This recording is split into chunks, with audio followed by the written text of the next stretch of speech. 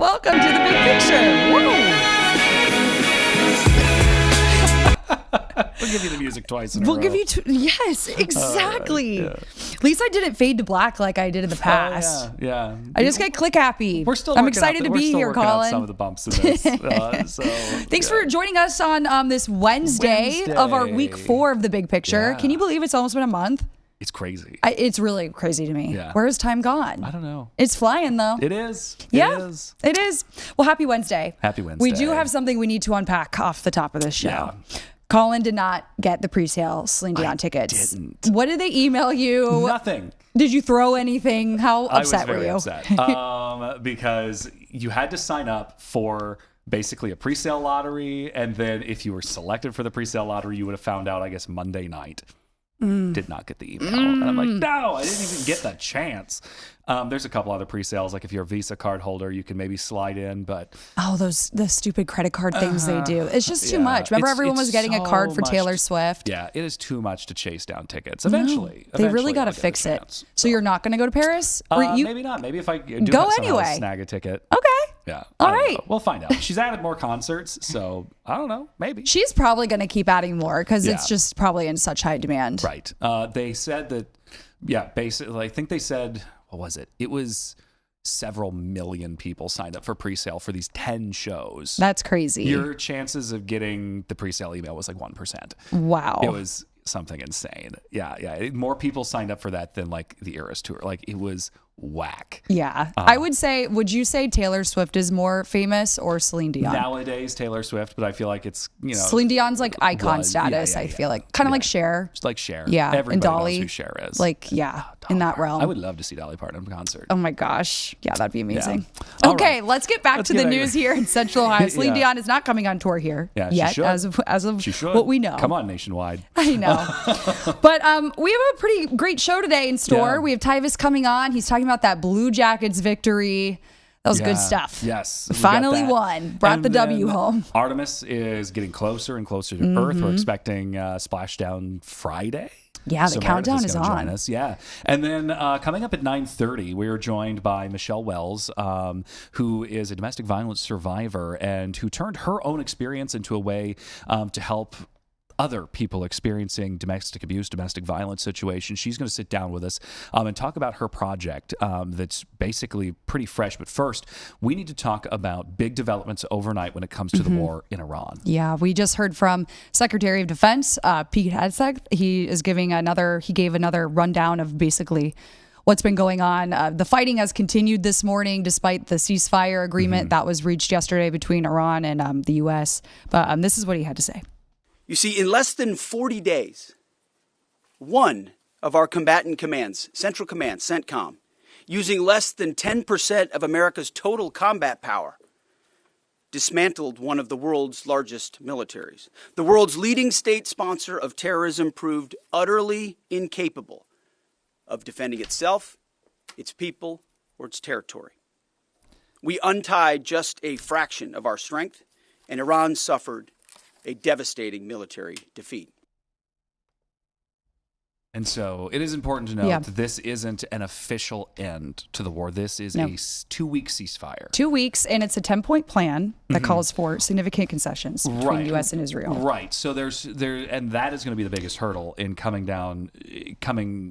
overcoming this. And the the step that President Trump really felt like was the most important was the Strait of Hormuz and the safe passage of ships going through there and that reopening, which is a part of that plan.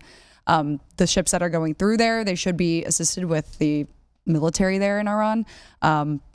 But again, like I said, this morning there was still some fighting happening. Right. And according to Reuters this morning, that the plan that Iran had put forward, their things that they wanted. Yeah, we're being compensated for war damage, including a freeze on releasing the freeze on Iranian assets, currently put in by the U.S. and also pulling out our troops from that region. Then we've also put forward, I think, a 10 or 15 point plan as well. So.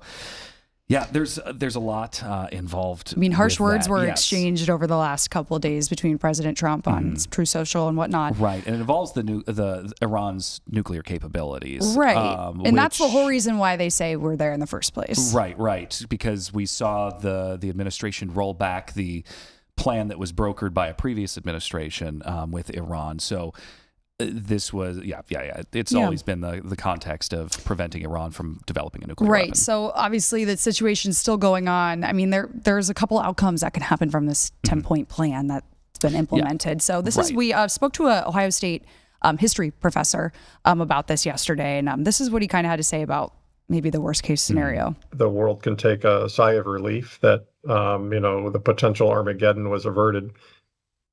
Of course, the next several days will be interesting to see what happens next. The worst case scenario is that the negotiations over the finer points of what the ceasefire means deadlock or break down, and war resumes, and maybe resumes on a scale that exceeds even the scale of what we've seen over these last 5 or 6 weeks. I think it's safe to say no one wants that. Right. No one wants that. And we still really don't know what is going to happen because, like we said, it's a 2-week ceasefire. It's not a permanent end. Right. And we've already, we've talked about that even this morning. There's already been, like missiles have been barraged over the UAE's intercepting them. I mean, it's just like that constant fighting. In 2 weeks, do we go back to what? The same old, same old. Yeah. So it is, a complex thing. However, we've already seen some pretty significant effects from this ceasefire. The economy is responding positively. The markets in Asia, up. The Dow, Wall Street opens up in the next 20 minutes or so. That'll be very interesting to see that. Because the Asian markets are typically a good indicator of what ours will do. 100%. And the crude oil, Brent crude oil, the cost per barrel is already down. It's about $93 a barrel. This is still up a lot from $73 roughly where it was around before the war started in the end of February. So, but we haven't seen that. Actually, I have the AAA map I'm going to pull up. Yeah, because it's important to note that even though the price of a barrel of oil can fluctuate quickly, the response of gas prices could take weeks and months, especially because of how much petroleum infrastructure was destroyed and or shut down in the Middle East as a part of this conflict. So it could take a while before we see gas prices maybe start to return to what we saw a month ago. Right. So the national average is 416 right now. This is still up from this time yesterday. Right. So it hasn't gone down yet. We're not really seeing the effects of that. But we'll keep monitoring it. I've reached out to Gas Buddy. Hopefully they can join us tomorrow to talk more about the fluctuation and when we can maybe hopefully see a decrease in gas prices. But Collin, I had to go fill up yesterday. Yeah. And it was so expensive. It is. I think I'm down to a quarter of a tank, so it's about time. And I do have to say, someone on social media was giving me crap because I was complaining about how much gas prices are. And then the person was like, oh, well, you have a job, you can afford it. But still, it's expensive. Yeah. It's around like the amount of money we were used to paying when we first started to drive, which is still a lot of money to spend on gas. Right. So don't judge other people and what they think is expensive. It is, and which, we'll get into a further discussion about gas prices and the Link Us discussion in just a bit. But first, I want to get to Whitehall. Yes. About what's going on in Whitehall, because we talked about this yesterday. We expected in the city council last night that they would set a date for the special recall election to recall the 3 people you see on the screen, which is Mayor Michael Bivens and council members Amy Harkar and Lori Elmore. Well, the city council did not do that. They did not set a date for this. However, per city charters, this election has to happen between April 30th and May 30th. Yeah. So not a lot of time. Right. There's not a lot of time to get this done. It's not going to happen on May 5th because that is the primary. But the issue with all of this is that it's burning city resources. It's burning through taxpayer dollars. It could cost the city of Whitehall up to $40,000. $40,000. And for the first time, we heard from Lori Elmore. She spoke very candidly about the claims that have been brought against her, and I'm going to play that sound right now. If there was an issue, we were elected to these offices. I was the highest vote getter as a city council person, and all I can say is I've done good work. Yeah, and so even though there were some people speaking out against I guess there were some people who were very much for this recall effort before the meeting, but when we got into the city council meeting, basically anybody who spoke was against this recall effort, really basically saying leave it alone. Right. It's fine. However, one of the people who has really been spearheading this recall effort did talk to us before that meeting last night. Yeah, here, take a listen. All of us have performance reviews in our daily jobs, and this is the act that we have as residents to be able to do that. So we're excited and we're happy to be at this point. So really, wherever this goes, obviously it's got to come to an election. It's just a matter of when. And even once it does go to the voters, the three of them could end up staying because they're being asked, should this person keep their job? Should they not? And if, the majority speaks that all three of them should stay, this was all for naught, basically. Yeah. Could be a big waste of time. Yeah. And clearly that is kind of what the former city attorney says. Michael Shannon announced that he is planning to file a lawsuit challenging the petition behind the recall effort. So there's a lot going on in Whitehall regarding the future of city government over there. Yeah. We'll keep following that, of course. We've been following it closely. But back switching into the gears, vein, talking about gas again. Full circle moment. We are talking about basically expanding public transportation in Columbus. Because tonight is the first public hearing on the West Broad bus rapid transit line. Yeah, we have a fun West graphic Broad too that kind of shows it all. This is what it looks like. So this is part of that Link Us initiative that Columbus voters passed that would expand bus rapid transit in Columbus, which is basically the closest thing we can get to light rail without building light rail. It gives dedicated bus lines so we can have buses that have faster trips and really fewer stops between. They're not as frequent stops as we see on standard bus lines. And the city is trying to do this because obviously our population size is growing. And a lot of people these days, they're having trouble affording cars, the upkeep with cars. I mean, gas is expensive.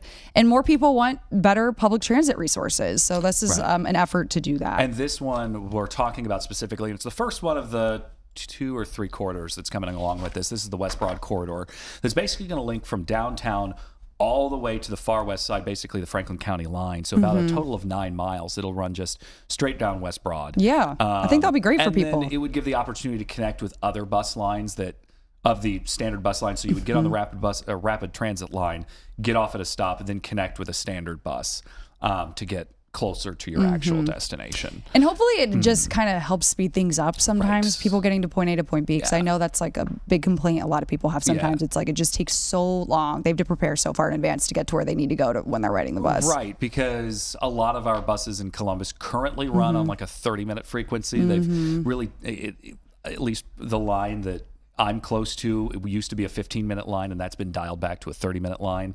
So you've got to really schedule your time if you are somebody who rides the bus. But last spring, one of our photojournalists, Tyler Hoffman, and I went to Indianapolis, where they already do bus rapid transit, to kind of get a look at how it works. And it is fascinating because these buses, the stations, at least in Indianapolis, are in the middle of the street, that you board them basically at boarding height. You don't have to climb on like you do a traditional bus.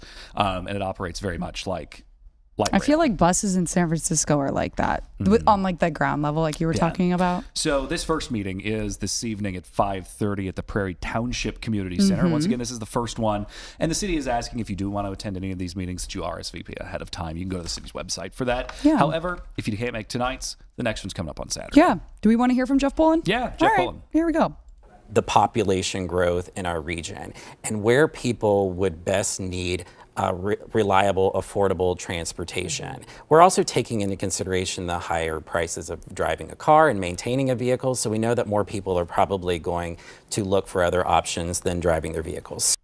So that's Jeff Pullen. He's one of the spokespeople for Central Ohio Transit Authority, COTA, talking about what they hope to do with that. And you can catch that full conversation coming up this Friday on This Week in Boomtown. He sat down with Angela, and that new episode drops at 10 p.m. Yep, we have had a time change. 10 p.m. on Fridays. 10 p.m. on Fridays. All right. All right, we're going to take a quick break, but coming to join us next is Tyvis Powell. He's talking about that incredible CBJ win.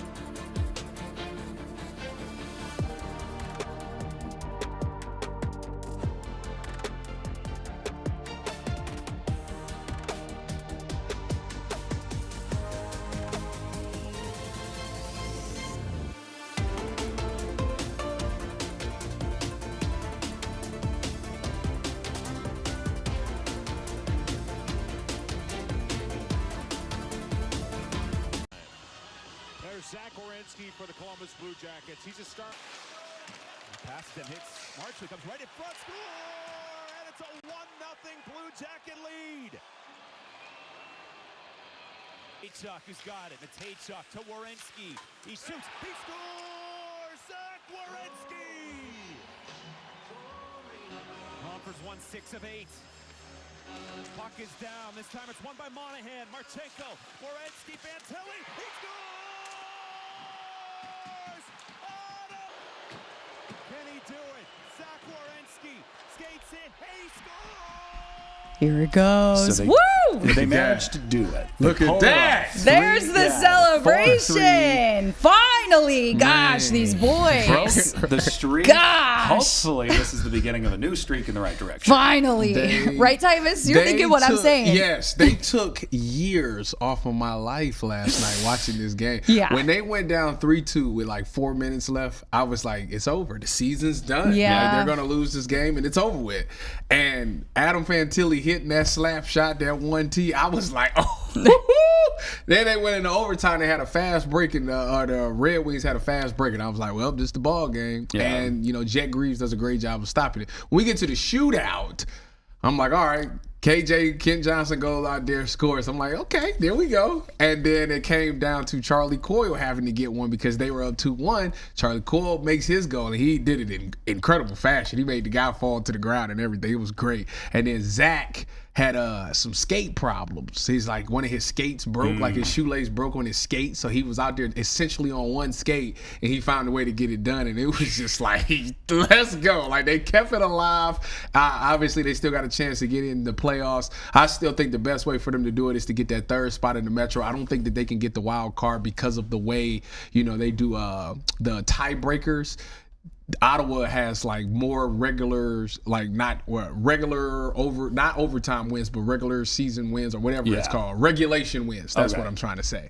They have more. They got like 33. The Jackets got like 25 or 27, so they won't catch them in that fashion. Best way is for them to beat the Flyers and take that third spot in the Metro. Right, because our next team that they're up against is Buffalo, right? Yes. Yeah, the Sabres. Yes. All right. The Sabres have been up and down. They've been, Let's catch them on a down day. Let's catch them on a down day. I feel like they just got a lot of momentum. They got to keep this wave going. Obviously, it's 3 games, or I think it's 3 games left for the season. Yeah. Got to find a way to win all 3. You're going to need all 3 of them to make the playoffs. Right. They saw how quickly they fell out. Yes. In that last streak that we're going to put behind us. We're now in a winning streak. We've said when we root for them, they do worse, right? Yes. So we can't root for them. So that's true. When everybody's like, you guys are golden, y'all in the playoffs, things go bad. You got to keep doubting them, and then they seem to play better. Yeah. But the thing about them is that, they talked to Adam Fantilli before the game, and they were asking him, what was the difference? Like, why are y'all on this streak like this?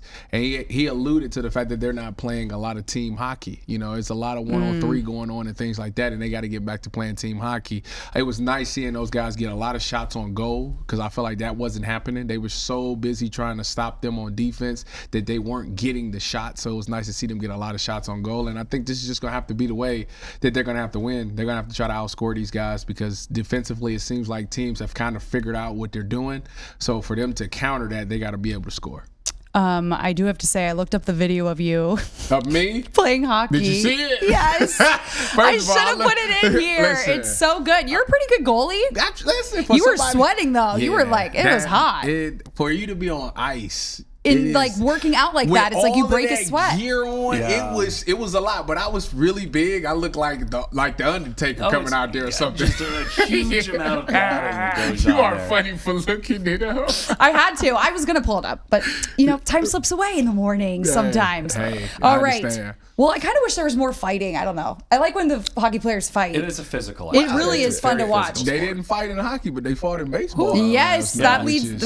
Look at that transition. There you go. It was wild because you don't see a lot of fights in no, baseball. you don't. But you get like a good handful every year. Yeah. And this one was just so head scratching to me because I don't know why they fought. Like he threw a high pitch. Well, they're talking crap to each other. I think that's fine, but like We can't hear it. Did he say something about his mother or something? I don't know. Like, Maybe. He threw a high pitch, and the pitch turned out to be a wild pitch. The guy goes from first to second, makes it, and then they're standing there, and then he's like, "You want to go? Let's go!" And he just charges them out, and I'm just like, "What happened? What happened?" Fight. But then the fighting styles of baseball players, I don't like. Yeah. It's just wild haymakers, head down, throwing.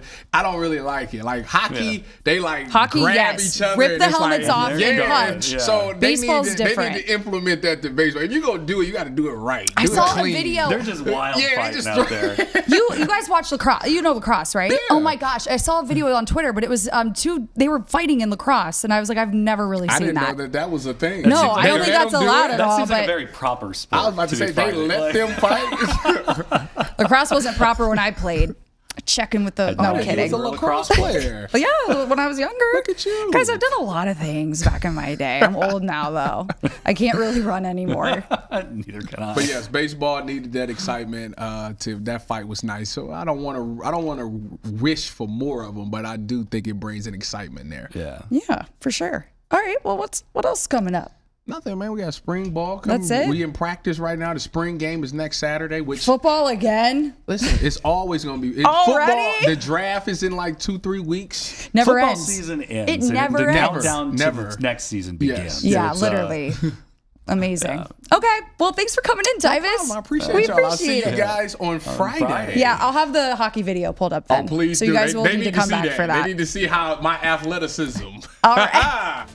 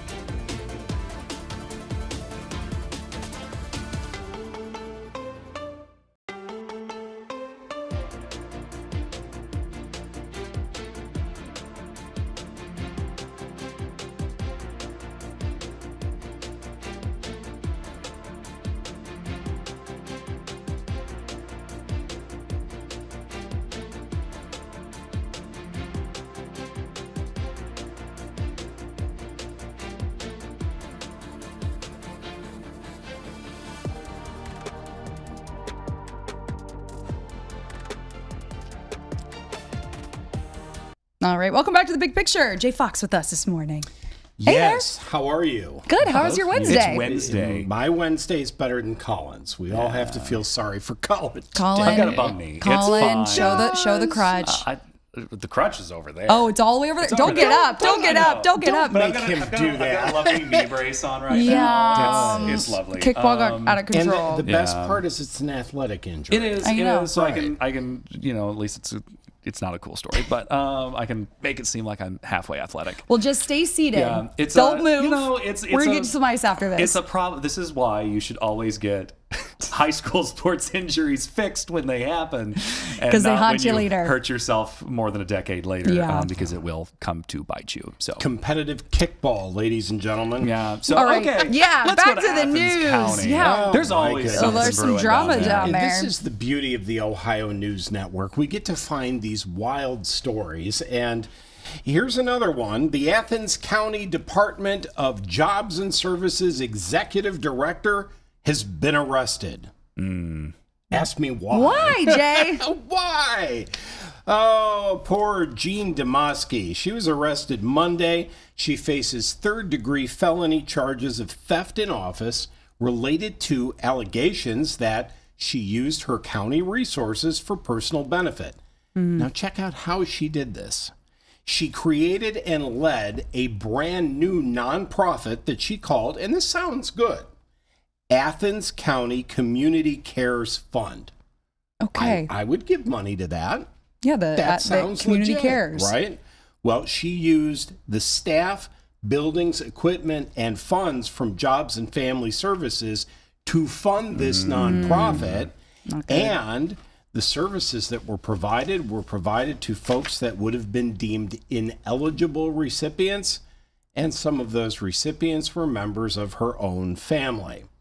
And this follows a report that the department also may owe the state an estimated $2.5 million for allocating resources that shouldn't have been allocated. So Athens County with a little bit of trouble in southeast Ohio. I don't know why everyone thinks they can get away with using dollars like that. They always get caught. Yeah. Okay. What else is going on? It's a big thing in rural areas. It really is. They think they can get away with back it. home, it happened all the time. Nobody's And they always watching. got caught.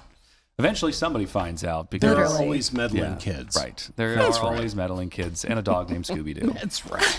Do you guys know what Ding Dong Ditch is? Yeah, unfortunately. Yeah. Yeah, we all played it, right? Okay, so in Southwest Ohio, this guy did not take kindly to an episode of Ding Dong Ditch. He's been arrested for shooting at juveniles who played this prank.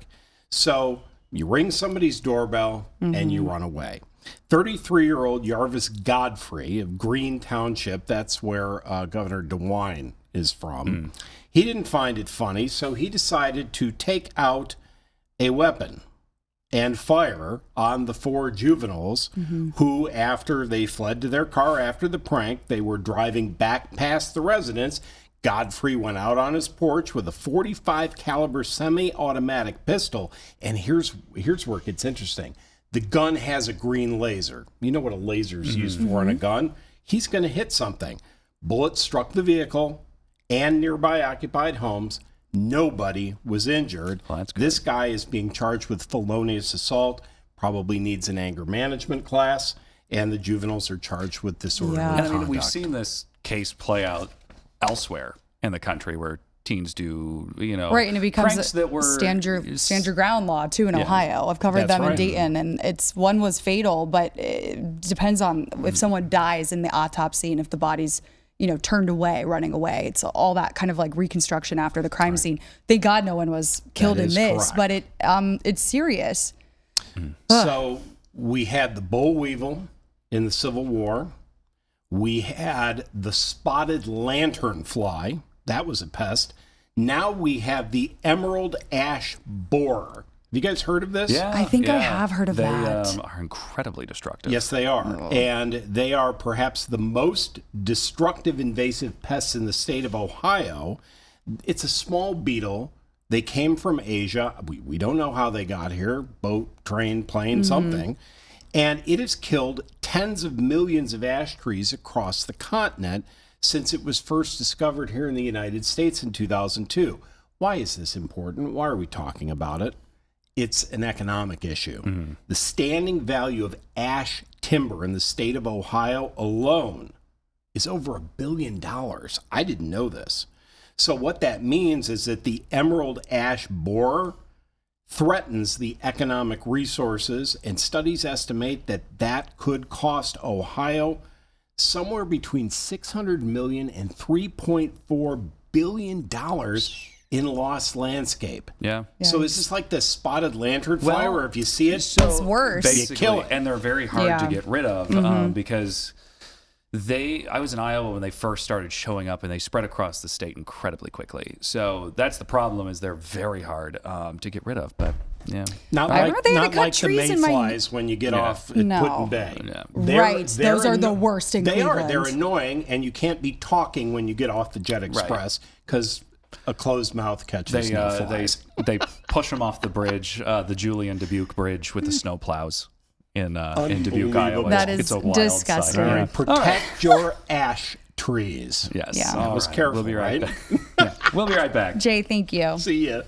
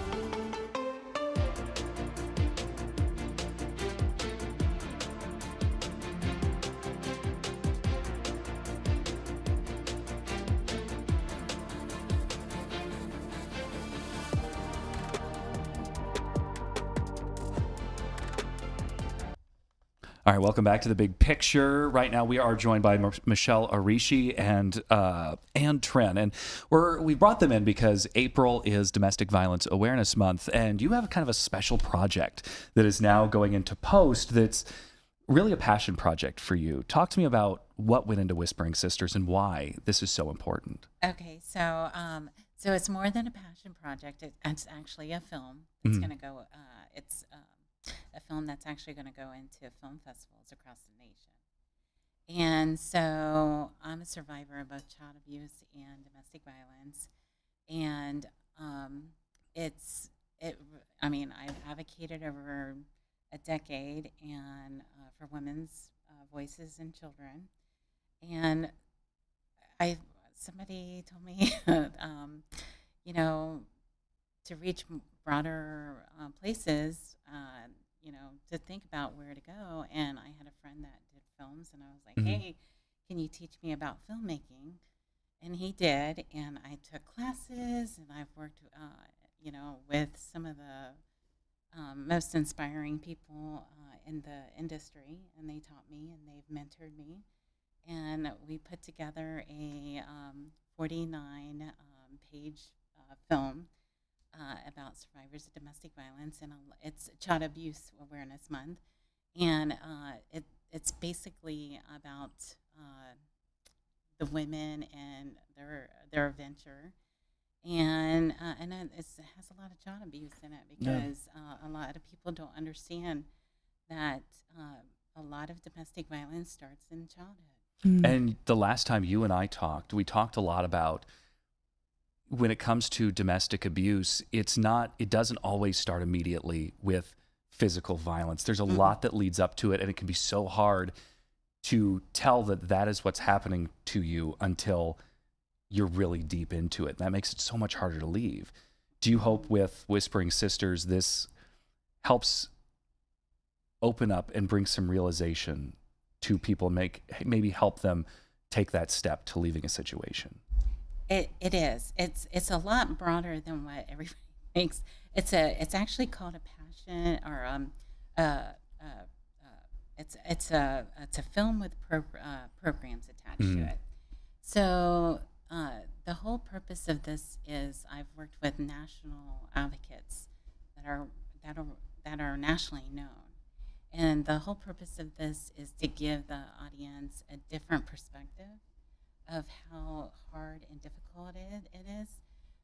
because like you said, it is hard to recognize that you're in it, and by the time that you recognize you're in it, you're deep and rooted, and escaping is like one of the most dangerous things to happen to victims and their children. It becomes the most dangerous time, and that's what society doesn't understand. When people start leaving, that's when the real danger comes, if that makes sense. And it can take multiple times. It can take up to what I recognize is can take up to 7 times, and there has to be programs that are in place.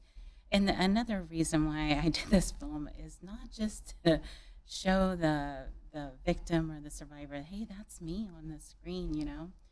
It's really to show how important it is to have these programs and funding to, shelters and bring more of that into place. And you are our lead.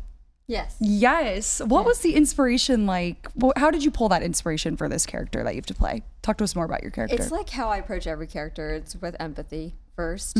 And honestly, it's not I don't do what you call like method acting. I just really picture what it would be like to go through as that character, to have such a hard childhood. And Michelle was a really great help with that. She explained the story really well, explained what this character had gone through as like a child into her adulthood. And there's a lot of common themes, even though it might not seem like it because it's so distant for people to think about domestic violence. There's a lot of themes, like there's a breakup, there's heartache, there's also the physical abuse to that, that's obviously a part of the film. There's hopelessness for a future. Possibly there's shame. I mean, everybody experiences these things. It's just very unique to domestic violence. And there's been a lot of personal investment, but also community investment to make this film become a reality. It's got to feel really special to be involved in something like this for both of you. It is. A lot of the community stepped up and helped bring this together. And I had 5 main actresses. Well, Anne was the main actress, and then she had 4 actresses. And I was honored and shocked. And I told all of them, I'm like, you have no idea when this comes out, how many millions of women you're going to give a voice to, because each sister has their own story. It's not the same. And I think that's another impact, that it's not a cookie cutter here. It's complicated. Yeah, and you have, when we've talked, is that, I guess it's of the resources on the other side of getting out, that's where so many people struggle of like, well, if I leave this situation that may not be safe, but it is providing at least some sort of safety, where do I go next? And I guess what's important in all of that is that there are resources out there for that. There is resources, but even the resources are only capable of doing so much. Yeah. And that's what this film is about, is giving a vision of there needs to be more resources, at least more funding to those resources, so they can get more women out of those situations. But you are a wonderful example of someone who has made that leap and has come out on the other side so much better. And it has, prompted this whole film experience, which you've gotten to be a part of. For you, what are you excited about once this gets out of post-production? I'm most excited about the visual arts aspect, making a difference. Like anytime I get to use my craft for something that is meaningful. I mean, all films are meaningful in certain ways. There's something real about them, but there's something that is taboo about domestic violence that finally can be out in the open to me about this in a different way. And visual media is so powerful. They say that people are different kinds of learners, and that's actually not simply true. Visual learning is the main way. And for me, for this to happen, that's the most exciting part, is that people are going to learn. And there's things that I learned from the film, and I've learned a lot about domestic violence before this film, And there's things that I learned that I didn't even know. And the stories that I learned, it's heartbreaking. And people have preconceived judgments, and I'm hoping that those kind of melt away with this film. Yeah. So what are the next steps for Whispering Sisters? What can we expect coming up? So once it comes out of post, it will travel around to film festivals across the nation. And then hopefully I have a national fiscal sponsor that has been wonderful, and they've helped like raise $50 million for indie filmmakers, and those films did very well. So my goal is to take the next leap, and it's actually called the Whispering Sisters universe.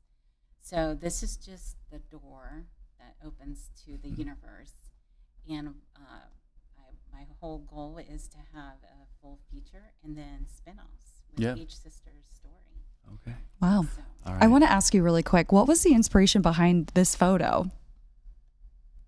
oh, Yeah.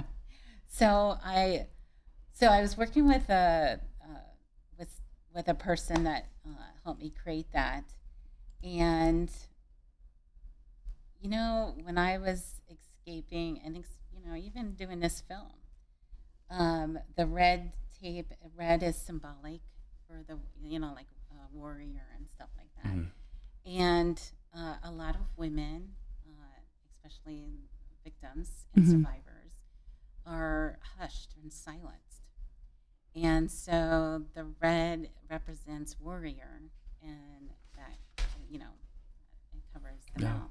But I mean, I want to let everybody know that this is just not about doom and gloom. It really is about coming out of the other side and the resilience. And I think that people are going to be shocked at how hard, like it shows like their journey, and they all become leaders in the community at the end. Yeah. So most survivors you meet, they always, not all of them, but a lot of them become counselors. They become advocates. They open their own nonprofits because they don't want to see what happened to them happen to other women. All right, Michelle, Ann, thank you so much for joining us here on The Big Picture. So excited to see where this film goes, and and see how it's going to help people in these situations. All right, thank you so much. We'll be right back here on The Big Picture.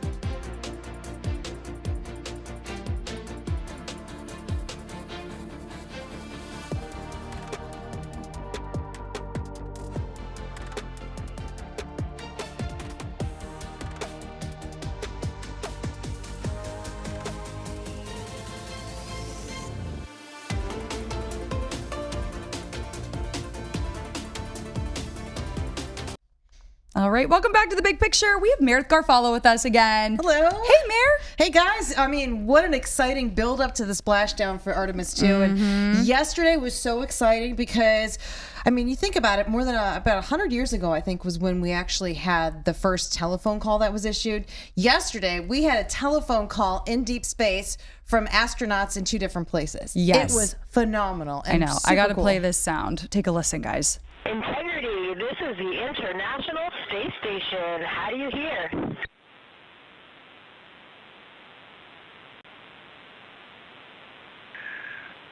International Space Station and Jessica, we have you loud and clear. How about us?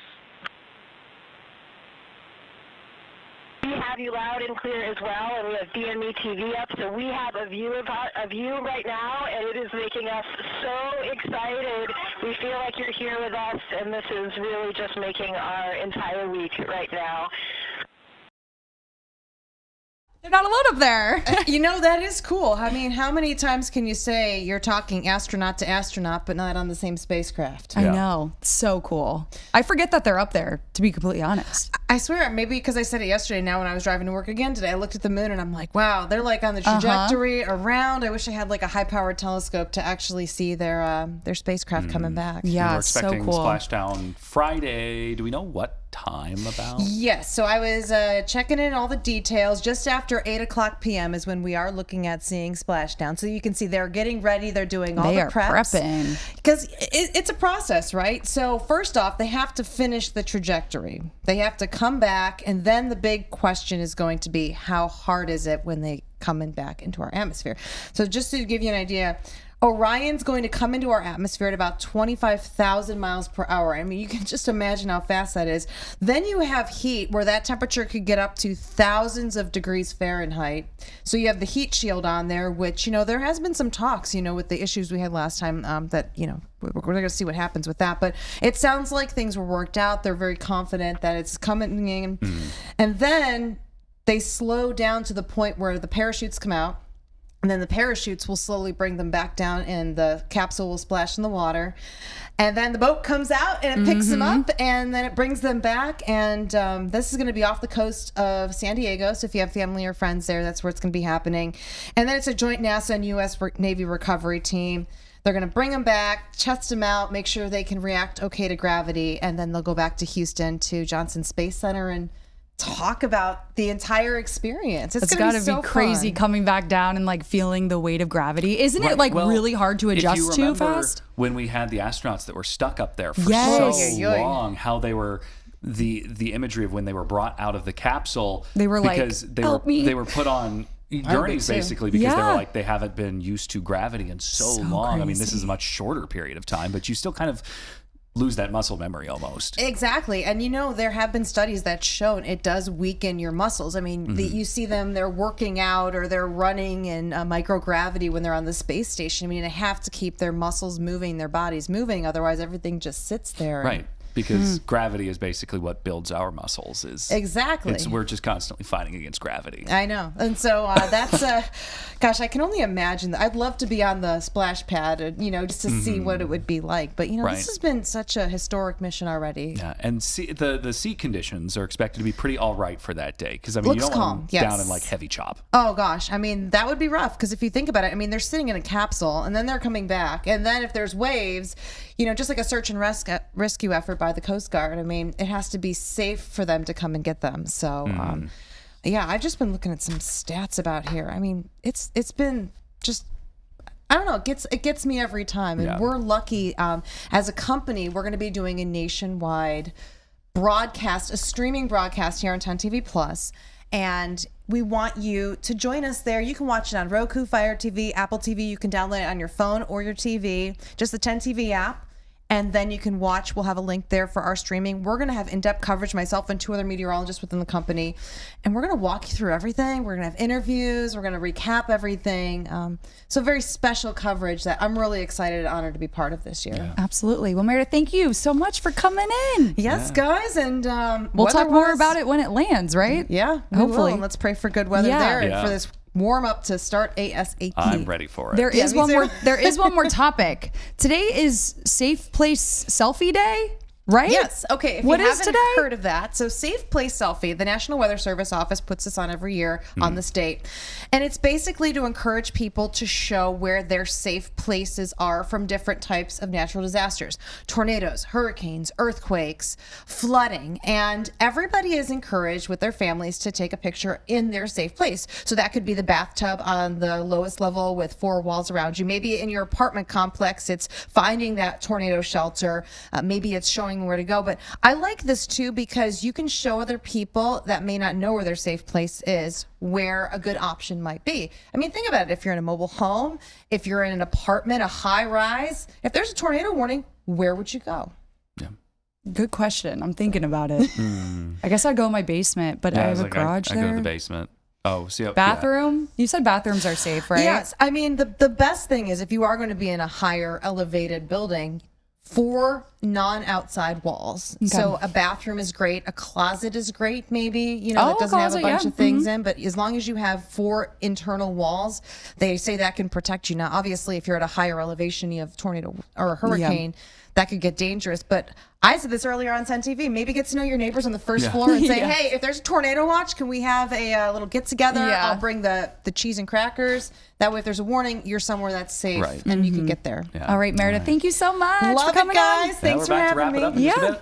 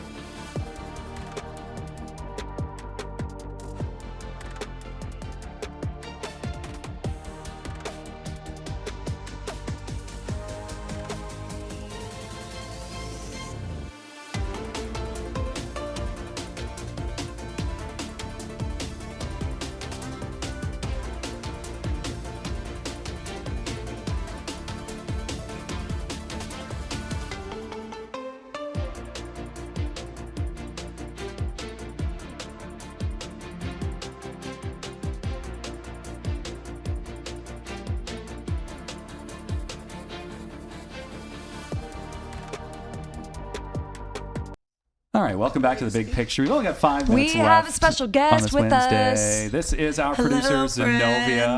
This is her last day with us. Yeah, but they're it's taking also her birthday. Happy birthday. We got you a cake. Thank you, guys. Do you like chocolate? I do. Yay! Yay, Zenobia! Thank you, guys. Thank you for being such a great help in the last month we've been launching this. You've been wonderful. Can I get We're gonna miss you. beverage water? Get out of here. I'll take a coffee. You're too funny. And then we have hold it some really cute pictures of you too, Zenobia. Oh, little We baby have our Zenobia. ways and our resources. How old are you So in that? cute. I Aw, was there's your family. in the High School Musical one, probably 10. That was a High 8? School Musical? That was High School Yes. Musical, the concert. We're Oh, all the in this concert. Yeah. together. Me and my sister had matching shirts. So cute. But we were the kind of family that like you match, but like a little different. Yeah. You know what I mean? for sure. So I was always purple, she was always pink. Cute. Or, like, Right. Mine was green, hers was blue. And Yeah. here at 10 TV, there's a whole birthday club of you guys. Yeah, this is kind of Oh, crazy today. yes. There's 3 of you. There's Laura, she's the 6 a.m. producer. She's born April 8th, the exact same day. So we're both 26 today. That's crazy. And then Waverly is also boring, but she's 2 years older than us. Yeah. Okay. She's the 6 p.m. producer. Yeah. Yeah. And so Woo, we Aries found in out here. because we all requested the eclipse off 2 years ago. That's so remember funny. that. We could not take it off. They were like, no, you're but not that going was our anywhere. birthday. Oh my Waverly got gosh. us matching eclipse shirts. It was a whole thing. It was great. It Aw, really was. that's great. Yeah, and I mean, for the folks who don't know how the TV side of things works, people like Zenobia are the brains of the newsroom. They like everything you see go on the television for that straight hour is this individual putting it all together, writing it all, making sure the graphics are right. All of it takes all day, you know? Yeah.